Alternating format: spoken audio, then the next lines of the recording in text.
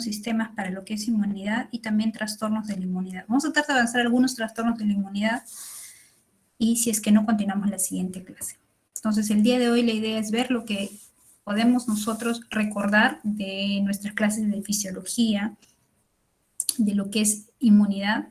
Vamos a ver algunas células de la reacción inmune, vamos a ver mediadores inespecíficos de la reacción inmune, vamos a ver lo que son, o recordar lo que son antígenos y anticuerpos, antígenos de histocompatibilidad. Vamos a tratar de ver algunas enfermedades por inmunodeficiencia, otras por hipersensibilidad y otros defectos o enfermedades autoinmunes. De repente no vamos a terminar todo, es bastante larga la exposición, pero vamos a tratar de avanzar lo más que podamos. Entonces, si nosotros recordamos, cuando hemos llevado las clases de inmunidad en fisiología, decimos que nosotros tenemos varios mecanismos de defensa del organismo, ¿verdad? Vamos a ver. Vamos a bajar un poco. Ya, varios mecanismos de defensa del organismo. Teníamos nuestra primera línea de defensa, digamos, la primera, de alguna manera, nuestra primera línea de defensa, como digo, ¿no? Va a ser el nivel externo inmediato, ¿no? En el cual nosotros tenemos todo nuestro cuerpo que nos protege, que está revestido por piel, ¿no? Ahí tenemos la piel propiamente dicha, tenemos también las mucosas, dentro de las mucosas, la mucosa del epitelio respiratorio, que ya saben que tienen algunas especificaciones que nos ayudan a combatir algunos tipos de lesiones y algunos tipos de noxas, ¿no? También tenemos que algunas mucosas van a generar secreciones, esas secreciones espesas que también van a impedir el paso de algunos microorganismos. Entonces, nuestro nivel inmediato externo va a ser las mucosas, la mucosa del aparato digestivo, que se produce ácido clorhídrico, que también neutraliza algunos microorganismos, la mucosa del aparato respiratorio, ¿no? Y las secreciones que se puedan producir. Si vemos que la lesión sortea o el microorganismo sortea este primer nivel o este nivel externo inmediato, empieza a aparecer nuestro nivel intermedio, que es un poco inespecífico, que son los factores humorales, en los cuales vamos a tener la presencia del sistema fagocítico mononuclear, que es el principal, y luego tenemos las células NK o las natural killer. Este es un nivel intermedio de defensa que tiene el organismo. Si nuestro organismo, aún así, o el microorganismo, el virus, la bacteria, sortea esta segunda fase de nuestro nivel intermedio, ya el organismo tiene un nivel muy específico del sistema inmunitario, que puede ser humoral o celular.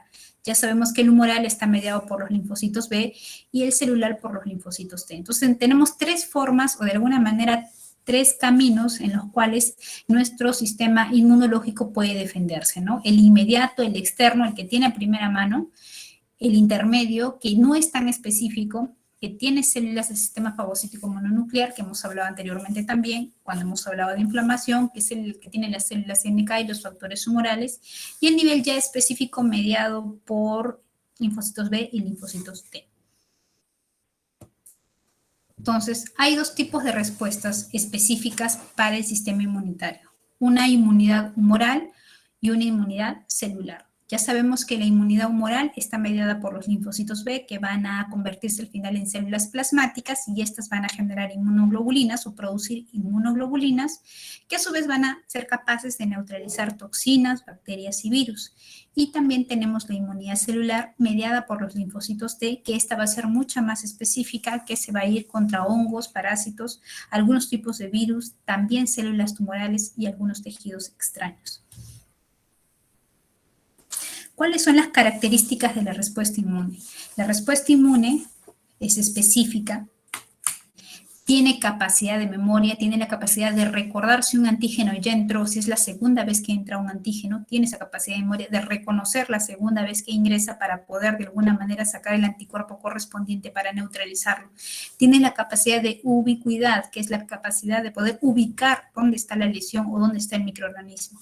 Tiene también una capacidad de amplificación de respuesta y tiene la capacidad de expresividad y cooperación con algunos elementos celulares y humorales. Entonces, cuando hablamos de inmunidad, hablamos sobre todo de lo que son linfocitos. Cuando estamos hablando de inmunidad celular, ¿no? Hablamos que existen dos tipos básicos de linfocitos, como ustedes ya saben, los linfocitos B y los linfocitos T. Cada linfocito va a ser capaz de reconocer y responder frente a un antígeno.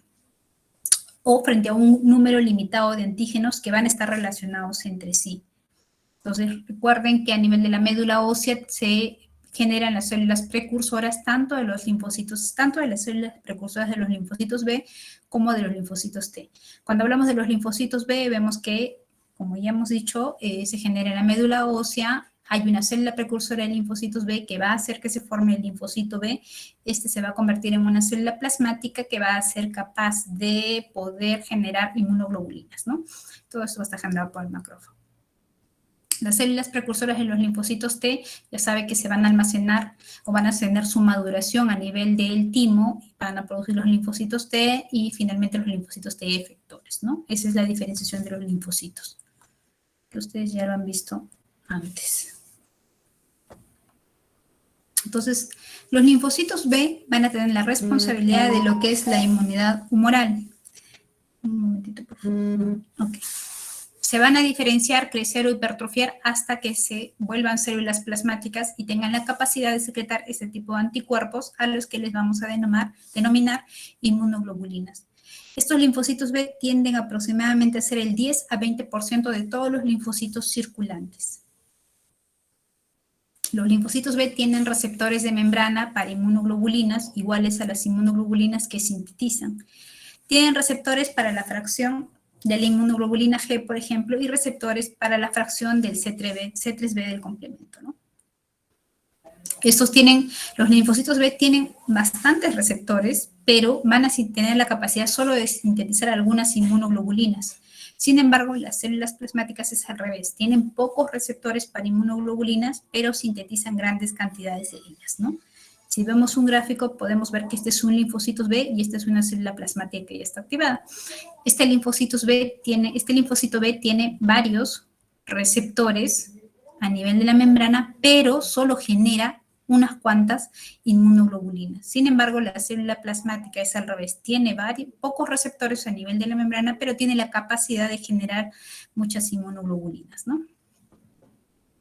Sin embargo, los linfocitos T, ya hemos dicho que tienen otra función, estas maduran en el timo y son efectores de lo que es la inmunidad celular. Cuando reconocen una proteína extraña, estos tienden a activarse y se unen a esta proteína para eliminarla.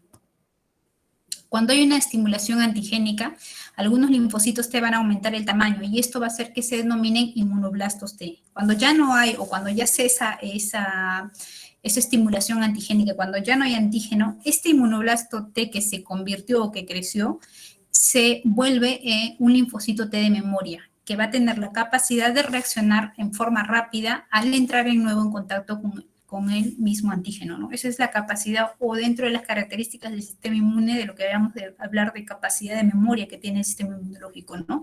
Está mediado por estos linfocitos T que se han convertido de inmunoblastos a linfocitos T de memoria. El reconocimiento de antígenos se debe a receptores de membrana de los linfocitos T. Estos antígenos solo son reconocidos, recuerden que hay células presentadoras de antígenos, ¿no? Los antígenos solo van a ser reconocidos y van a ser presentados por un macrófago u otra célula presentadora de antígenos, que ya creo que lo hemos visto en las otras clases. Entonces tenemos un antígeno aquí, este es el macrófago presenta el antígeno, hace que haya un receptor para el antígeno y el complejo mayor de histocompatibilidad y hay una infección o hay una respuesta mediada por los linfocitos T, ¿no? Las funciones de los linfocitos T van a ser principalmente liberación de linfoquinas en relación a los cuadros de hipersensibilidad, reacciones citolíticas mediadas por los linfocitos T citolíticos, especialmente contra virus y células neoplásicas. Puede haber una regulación de la respuesta inmune por medio de los linfocitos que tienden a potenciar los llamados linfocitos T helper o los que suprimen como son los linfocitos T supresores. Recuerden que los linfocitos T corresponden aproximadamente el 70-80% de los linfocitos circulantes, a diferencia de los linfocitos B que hemos dicho forman el 10 a 20%, ¿no? Ahora, dentro de lo que son marcadores de los linfocitos, ya hemos dicho que en el nivel de la médula ósea tenemos la célula precursora totipotencial, las cuales van a ser CD34 positivo y CD38 positivo. De estas van a haber dos tipos de células, una precursora de linfocitos B, que son CD10 y CD19 positivos, y van a hacer que de alguna manera madure y salgan los linfocitos B, que son CD9, CD20, sobre todo aquí importante CD20 positivo y CD38 y CD45 positivo. Y dentro de lo que son células precursoras de linfocitos T, tenemos que son CD3 positivo, CD4 positivo y CD8 positivo principalmente, ¿no? Entonces van a haber varios tipos de linfocitos T. Dentro de estos tenemos los linfocitos T ayudadores, que son, acuérdense, CD4 positivo, que reaccionan con antígenos de tipo 2 o de clase 2 del complejo mayor de histocompatibilidad y corresponden al 60% de los linfocitos T. Y tenemos, por otro lado, los linfocitos T citotóxicos, que son CD8 positivos y reaccionan con antígenos de clase 1 del complejo mayor de histocompatibilidad y van a corresponder al 30% de los linfocitos T. Significa que tenemos un mayor número de linfocitos T ayudadores y una menor cantidad de linfocitos T citotóxicos. Y cada uno, tanto el helper como el citotóxico, van a tener que reaccionar con complejos diferentes de mayores de histocompatibilidad. Entonces, si hablamos de relación CD4 y CD8, es de 2 a 1, ¿verdad? Estos linfocitos CD4 van a segregar algunas citoquinas que van a regular la función de otras células y el 10% de los linfocitos circulantes no van a tener marcadores de ningún tipo. Cuando hablamos del sistema monocítico, fagocítico mononuclear, decimos que tenemos muchas células que nos van a ayudar en lo que es la inmunidad. Entonces, ahí hablamos de los monocitos y los macrófagos, ¿no? Estos van a formar parte del sistema fagocítico mononuclear y van a ser necesarios para que los antígenos sean procesados, que sean presentados a los linfocitos T inmunocompetentes, como hablábamos hace rato. Aquí las citoquinas producidas por los linfocitos TCD4 facilitan la activación de los macrófagos, potencian su acción microbicida y aumentan la capacidad para eliminar las células tumorales. Son también importantes en la fase efectora de la inmunidad humoral y fagocitan los microorganismos que han sido opsonizados por IgG o el factor complemento C3b. Si nosotros vemos una célula en la cual ha sido de alguna manera invadida por algún virus, vemos que tenemos varios linfocitos CD4 positivo, decíamos CD8 positivo. Esto, por ejemplo, es un cuadro de un tejido hepático donde vemos que el virus ha entrado a los hepatocitos y ha producido una destrucción celular, ¿no? En esta zona. Y hemos visto que para que suceda eso, pues tenemos linfocitos CD8, tenemos linfocitos CD4, linfocitos B todos, los cuales van a ser presentados por este macrófago, ¿no? Otras células que están dentro del sistema fagocítico mononuclear están las células de Langerhans y las células dendríticas. Van a tener un papel, sobre todo en lo que es la presentación de antígenos, ¿no? Si se acuerdan, las células de Langerhans se encuentran principalmente en la dermis y las dendríticas las podemos encontrar en tejido linfoide, corazón y pulmones. Recuerden cómo es la morfología de la célula dendrítica, que tienen estas prolongaciones a nivel citoplasmático, ¿no? Y las células de Langerhans que hemos dicho que se encuentran inmediatamente por debajo de la piel, que están marcadas en esta zona. Otras células importantes, por no es, dentro del sistema fagocítico mononuclear, que es como nuestro sistema de defensa intermedio que tenemos a las células CNK o las natural killer. Estas son más o menos o van a corresponder al 10% de los linfocitos no reactivos que van a estar presentes en la sangre y en los ganglios linfáticos. Su capacidad es de lisar células extrañas, sean neoplásicas o infectadas por virus sin previa sensibilización. O sea, no necesitan esa capacidad de memoria que tienen los linfocitos T para poder neutralizar o matar a una célula. Ellos son capaces de matar células sin necesidad de sensibilización previa. Otras células importantes, ya hemos visto también cuando hemos visto inflamación, son los leucocitos polimorfos nucleares, ¿no? Estos, sean neutrófilos, linfocitos polimorfos nucleares, neutrófilos y eosinófilos, sobre todo van a participar en las reacciones mediadas por inmunoglobulina E, para lo que precisan células como son los basófilos y los mastocitos. ese tipo de células también van a estar presentes en las reacciones por inmunocomplejos. Entonces van a haber mediadores inespecíficos también de la respuesta inmune. Muchas de las interacciones y funciones efectoras de la respuesta inmune se van a producir mediante lo que es la intervención de las citoquinas, ya sea interleuquinas o interferón, y también del sistema de complemento. ¿El complemento qué va a hacer? Activar en la mayoría de las reacciones, sobre todo en las que están mediadas por la inmunidad humoral.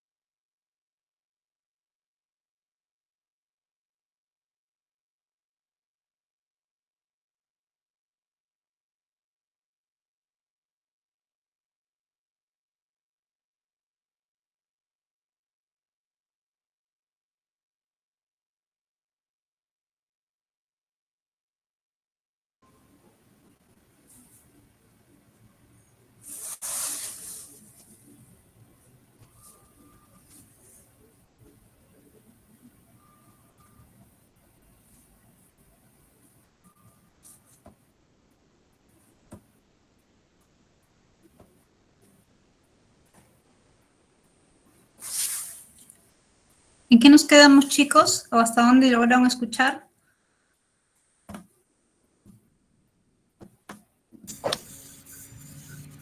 Creo que cuando está hablando de las natural killer.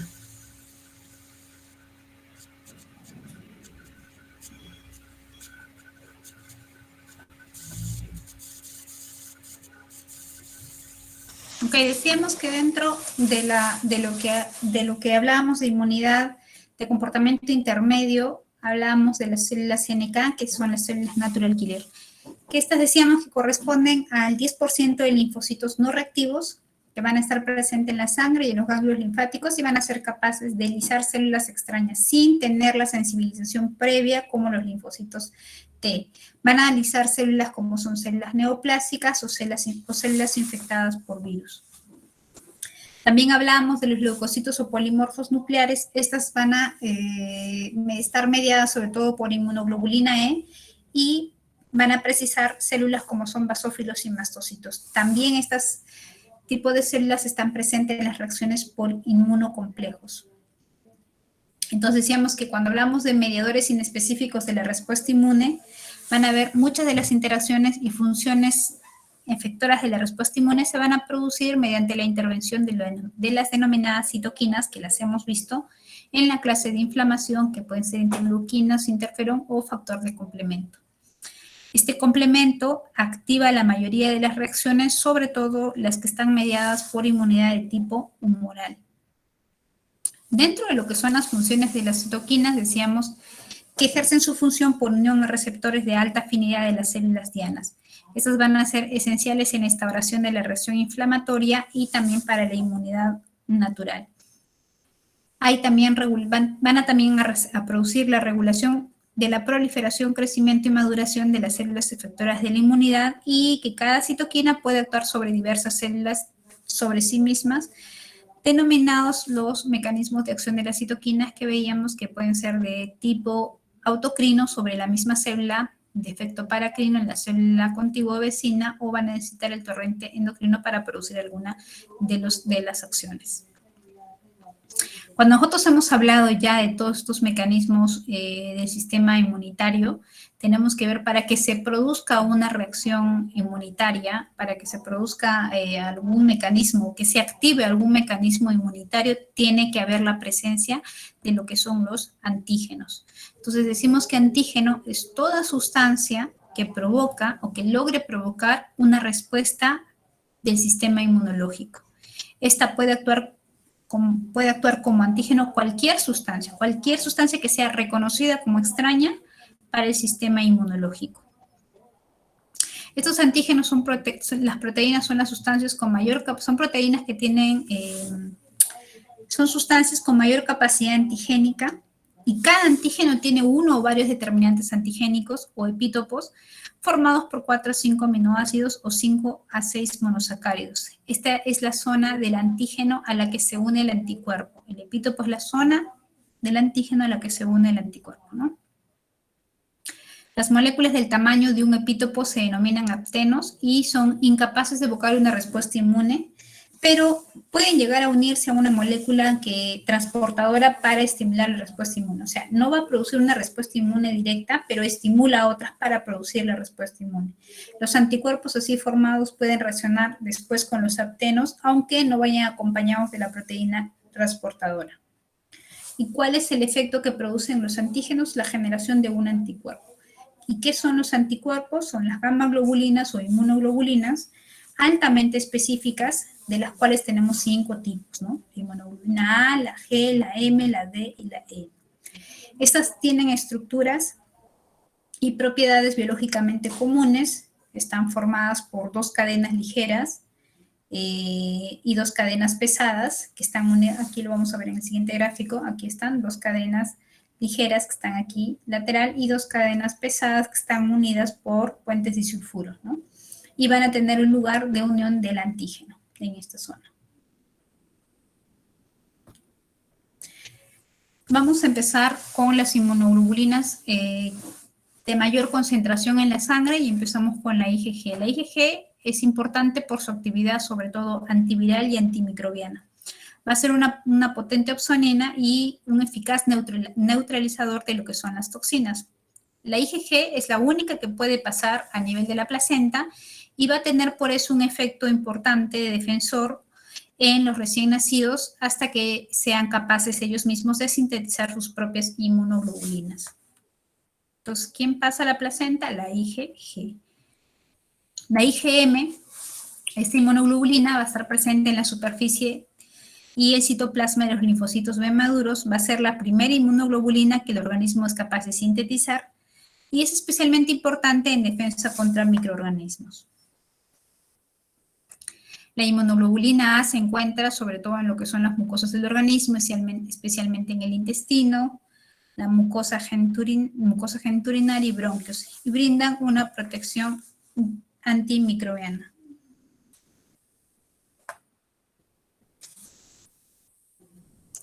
Tiene una alta afinidad por mastocitos, la inmunoglobulina E tiene una alta afinidad por mastocitos y basófilos, lo que va a inducir a una degranulación citoplasmática. ¿Qué significa esto? Lo vamos a ver más adelante. A ver, la inmunoglobulina D, esta se va a relacionar posiblemente con lo que son la diferenciación de los linfocitos B hasta inmunoglobulinas. Entonces, cuando nosotros hablamos de las inmunoglobulinas, decimos que la que encontramos en mayor concentración en sangre va a ser la IgG.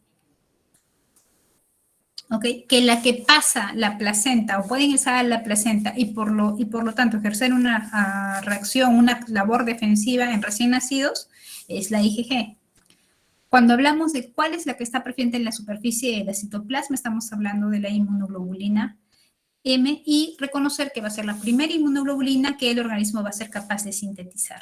En el caso de la inmunoglobulina A, hay que acordarnos que está sobre todo en mucosas del organismo, sobre todo intestino, bronquios. Y la inmunoglobulina E, tenemos que acordarnos que tiene justamente esta alta afinidad por lo que son mastocitos y basófilos, provocando una degranulación citoplasmática, ¿no? Y haciendo que haya un efecto de inflamación o localización de la noxa o de la lesión, ¿no? Y decíamos que la inmunoglobulina D es la que se relaciona con la diferenciación de linfocitos B hasta que se vuelvan inmunoglobulinas. Entonces, van a haber antígenos de histocompatibilidad. ¿Cuándo hablamos de antígenos de histocompatibilidad? Se han identificado inicialmente como antígenos que van a desencadenar el rechazo de órganos trasplantados. O sea, la primera vez que se habló de complejo de histocompatibilidad o antígeno leucocitario humano, se habló o se dio a conocer cuando hablábamos de rechazo de órganos trasplantados. En la actualidad se sabe que son importantes en lo que es la inducción y la regulación de las respuestas inmunitarias y también en las acciones no inmunológicas. Tenemos que los complejos o el antígeno de histocompatibilidad o complejo mayor de histocompatibilidad tienen moléculas de 3 clases, clase 1, clase 2, clase 3, lo vamos a ver más adelante. Inicialmente, como ya les dije, se le llamó complejo antígeno leucocitario humano, porque se creía que solo se expresaban los leucocitos, ahora ya no ahora se usa el complejo mayor de histocompatibilidad o también llamado antígeno leucocitario humano antes, ¿no? Esta tiene una estructura química de distribución tisular y función. El complejo mayor de histocompatibilidad va a codificar 3 tipos de antígenos. Unos antígenos de clase 1, que son antígenos de superficie, específicos y comunes a todas las células nucleadas y plaquetas, y tienen un papel importante en el reconocimiento de lo propio y en el rechazo de los injertos. Van a ser reconocidos estos antígenos por los CD8, los linfocitos TCD8. Van a haber antígenos de clase 2. Estas participan en el reconocimiento de proteínas extrañas, bacterias y proteínas solubles. Son reconocidos por los linfocitos TCD4 y aparecen casi exclusivamente en los linfocitos, en las células del sistema fagocítico mononuclear y en las células endoteliales. Y tenemos los antígenos de clase 3 que codifican diversos componentes de la activación del complemento C2 y C4. Entonces, después de hablar de todo lo que son antígenos, anticuerpos y algunas células que tienen que ver, por ejemplo, en nuestra inmunidad intermedia, como las células natural killer o inmunidad humoral, o la inmunidad específica, hablando de células B y células T, o linfocitos B y linfocitos T, decimos que la inmunopatología se establece en 4 niveles. Primero, puede haber estados de inmunodeficiencia congénita o adquirida, en el cual el sistema inmune no sea capaz de combatir alguna infección o alguna lesión o algún antígeno que haya ingresado. Entonces hay una disminución de la capacidad inmunitaria, sea congénita o adquirida. Puede haber estados de hiperactividad de la inmunidad, a lo que le llamamos hipersensibilidad, en el cual el contacto mínimo de alguna noxa, algún microorganismo o algún contacto externo, por ejemplo el polen o algo, con el contacto mínimo produce una reacción inflamatoria de hipersensibilidad grande, ¿no? Entonces, ante el mínimo contacto, ¿no? Entonces, esos son estados de hiperactividad. No necesita, de alguna manera, una cantidad suficiente de antigénica para producir alguna reacción. Ante la mínima ya empieza a producir este estado de hiperactividad. Puede haber también una incapacidad del sistema inmune para distinguir lo que son proteínas propias de las extrañas, en los cuales va a haber una lesión a nivel de la autoinmunidad. O puede haber una función anormal de algunas células del sistema inmune, ¿no? Como ocurre, por ejemplo, en la amiloidosis. Entonces, Cuando hablamos de enfermedades por inmunodeficiencia, decimos que las inmunodeficiencias van a reflejar algunas anomalías en la maduración del sistema inmune. Nosotros vimos un cuadro anteriormente donde vimos cómo maduran dentro de la médula ósea, cómo se producen las células precursoras tanto de los linfocitos B como de los linfocitos T, ¿no? Cuando hay una anomalía a nivel de la maduración del sistema inmune, vienen este tipo de enfermedades. Estas van a condicionar una susceptibilidad a las infecciones piógenas en los déficits tumorales, mediados, ya saben ustedes, por los linfocitos T, o algunas infecciones oportunistas en los efectos de la inmunidad celular. Por ejemplo, los linfocitos T, ¿no? Entonces, van a existir dos tipos de síndromes de inmunodeficiencia. Una inmunodeficiencia primaria, que va a estar presente al nacer, y generalmente va a ser debida o va a tener una connotación de algún trastorno genético, y una inmunidad secundaria que va a ser adquirida como consecuencia de un tratamiento farmacológico de repente o un proceso patológico, ¿no? Entonces decíamos que yo puedo tener enfermedades por inmunodeficiencia primaria donde la célula madre, como hemos visto acá, hay una alteración a nivel de la maduración, tanto para los linfocitos B como para los linfocitos T, ¿no? Estas van a estar sobre todo mediadas por trastornos genéticos, por ejemplo, la inmunodeficiencia combinada severa ligada al cromosoma X, ¿no? Si yo tengo una alteración a nivel de la célula linfoide progenitora, no va a haber inmunoblastos y por lo tanto van a haber un defecto a nivel de la expresión del complejo mayor de histocompatibilidad. Lo mismo, si yo tengo alguna alteración a nivel de los linfocitos pre-B, va a haber, y encuentro que no hay inmunoblastos B, va a haber una agamaglobulinemia ligada al cromosoma X.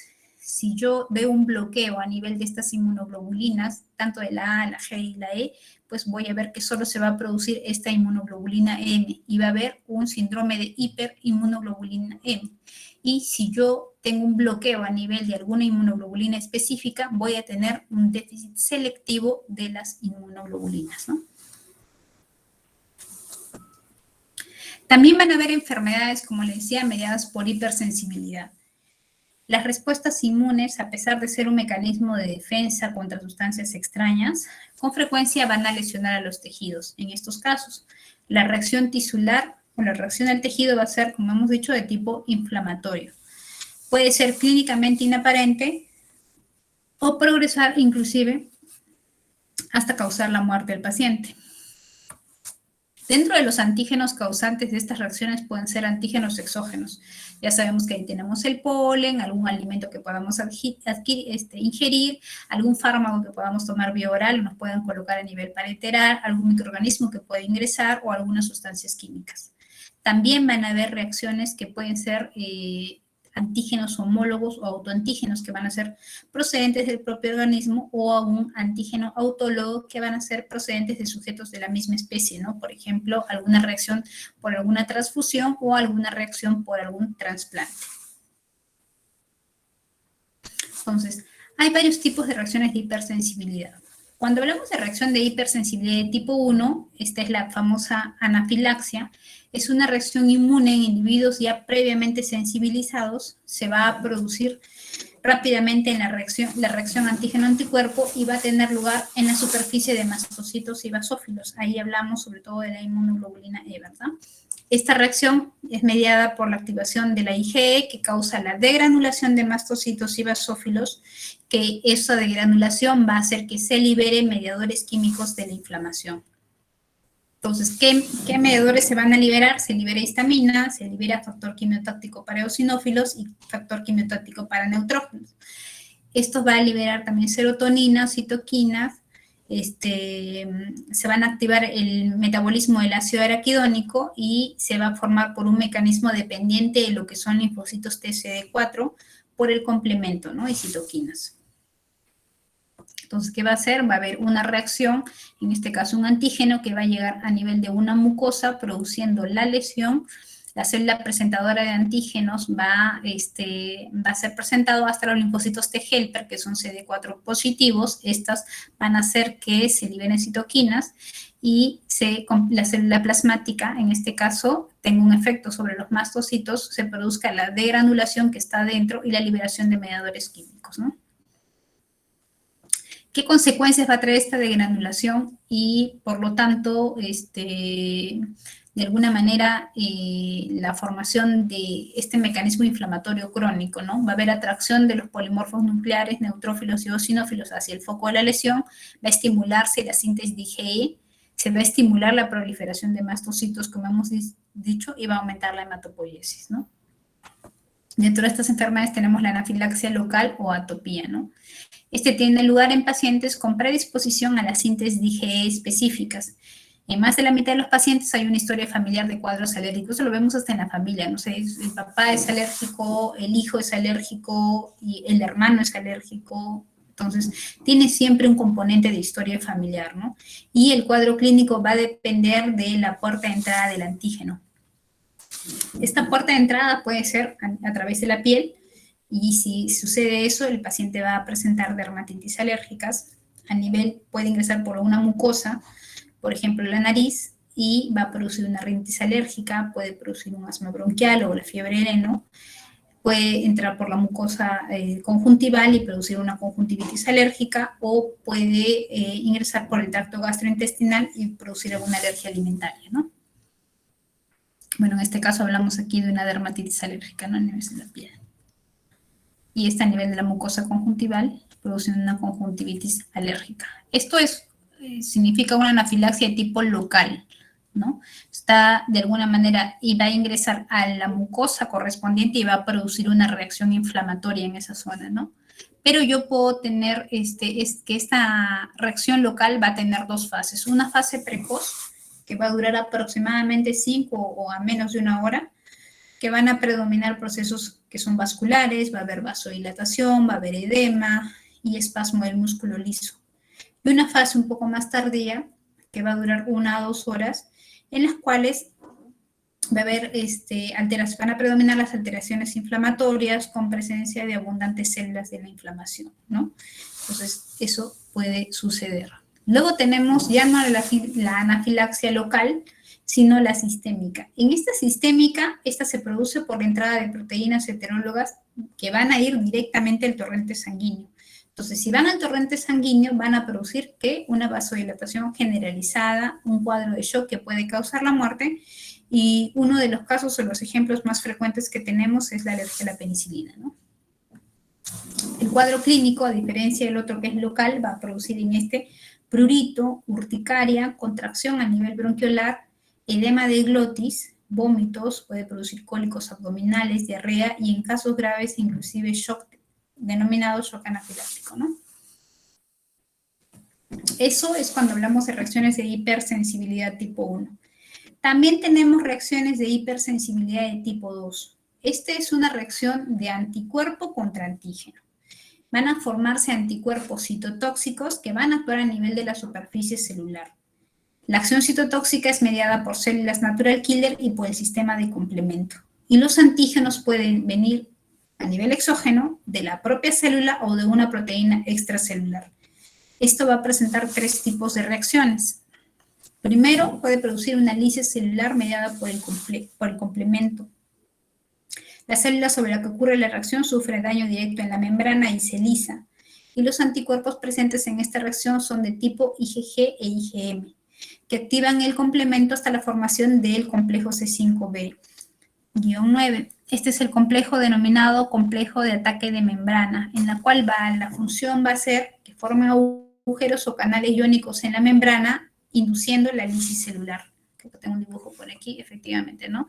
Este complejo antígeno-anticuerpo, mediados por inmunoglobulina G y inmunoglobulina M, van a formar este supercomplejo C5b-9, ¿no? Y esto va a hacer que haya esta citotoxicidad mediada por anticuerpos. Las enfermedades de hipersensibilidad de tipo 2, que son de lisis celular, son, por ejemplo, la enfermedad hemolítica del recién nacido, o también llamada hemolítica.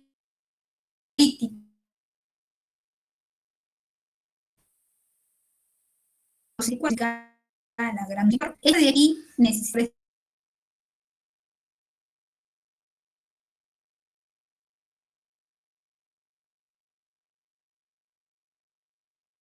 anticuerpos generales en la subfavor. Eso sobre todo se ve en las tiroides linfocíticas, en reacciones frente a parásitos y en el rechazo agudo humoral de los trasplantes, ¿no? Creo que tenemos un gráfico de lo que es, esto es un corte histológico de una tiroides en las cuales se puede visualizar esta cantidad de linfocitos o folículos linfoides que están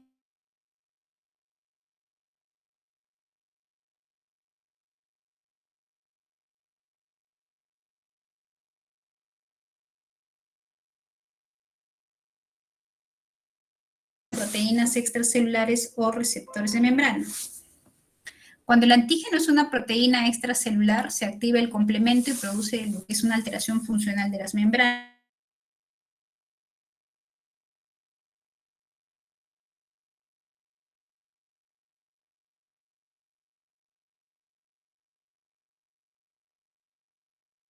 Cuerpos circulantes antimembrana basal glomerular 3B, que se pueden visualizar en antiinmunofluorescencia estos componentes inmunes lineales depositados en los glomérulos en el síndrome de Gottwester. Esto es un corte de microscopía de fluorescencia, ¿no? También podemos tener la miastenia gravis, en el cual los receptores de acetilcolina en la placa motora son neutralizados. Y también las enfermedades de Graves-Basedow, en los cuales los receptores para TSH son estimulados en la tiroides, ¿no? Cuando vamos a ver la próxima semana las reacciones de hipersensibilidad de tipo 3 y vamos a continuar, creo que falta poco, en la próxima clase, ¿ok? A ver, vamos a ver.